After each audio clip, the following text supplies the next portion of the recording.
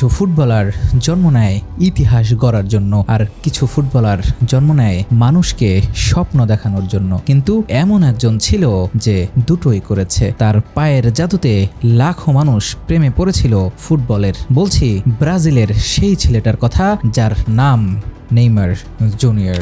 সাল 1992। ব্রাজিলের ছোট্ট শহর মোগিদাস ক্রুজেস, এই শহরে জন্ম নেয় এক ফুটবল প্রেমী শিশু। তার বাবা ছিলেন একজন ফুটবলার, তবে খুব বড় তারকা নন। পরিবারের আর্থিক অবস্থা ছিল খুবই সাধারণ, কিন্তু সেই ছোট্ট ছেলেটার একটা জিনিস ছিল খুবই অসাধারণ। একটা ফুটবল পেলেই যেন পুরো পৃথিবী সে ভুলেই যেত।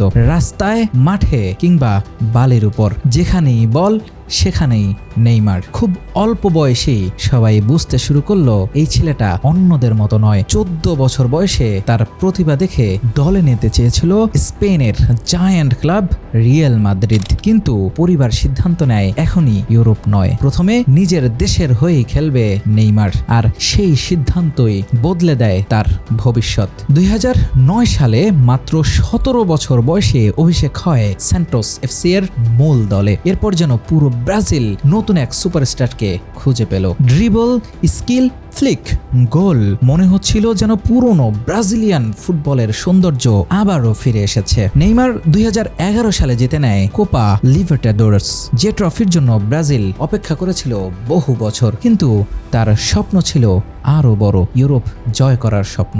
আর সেই স্বপ্ন পূরণ হলো 2013 সালে, যখন সে জয়েন করলো এফসি বার্সেলোনাতে। কথাটা মনে রাখবেন, এফসি বার্সেলোনাতে। সেখানে নেইমার পাশে পেয়েছিল দুই কিংবদন্তিকে, দ্য গোট অফ ফুটবল খ্যাত লিওনেল মেসি এবং লুইস সুয়ারেজকে। তিনজনকে একসাথে বলা হতো MSN, ফুটবল ইতিহাসের অন্যতম ভয়ঙ্কর অ্যাটাকিং সেকশন। তারা 2015 সালে জিতে নিল ট্রেবল, লা লিগা, কোপা দেল রে এবং UEFA চ্যাম্পিয়ন্স লিগ। সেই সময়ে অনেকেই বিশ্বাস করতেন মেসি ও রোনালদোর পরবর্তী উত্তরসূরি হবে ফুটবল বিশ্বের ভবিষ্যৎ কিং।